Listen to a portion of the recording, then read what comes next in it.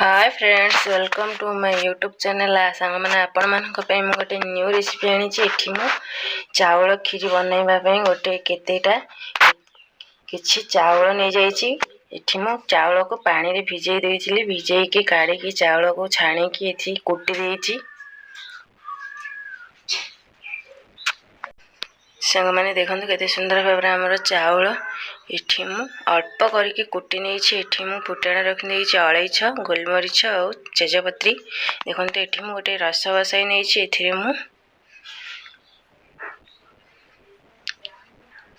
मु सांग मैंने रस बसाई नेछि। एथिरे मु किछि पानी ऐड करि नेबी आ किछि चीनी ऐड करि देबी, माने खीर कलर टा भल आसीबा पई की। देखंतु सांग मैंने केते सुंदर भाबरे हमर कलर हो जाइछि।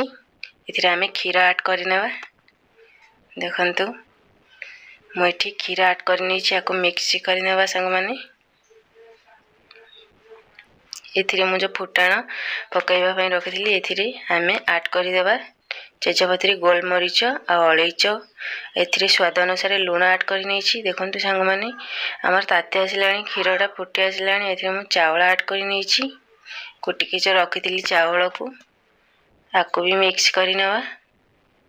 देखंतु हमर केते सुंदर भाबरे फुटी जाईछि चावलटी। देखंतु एथिरे चीनी ऐड करि नै छी मु। देखंतु संग माने केते सुंदर भाबरे हमर खीर बनि जाईछि। एथिरे मु किछि गुआ घियो ऐड करि नेबी, 2 चम्मच गुआ घियो। आर स्मेल भल आसीबा पई की फ्लेवर।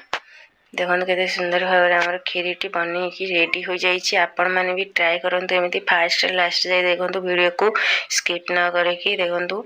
आपण मानको जति एही रेसिपीटी भल लागिथिबो, देखंतु हमर खीरटा को सर्व करि देबा।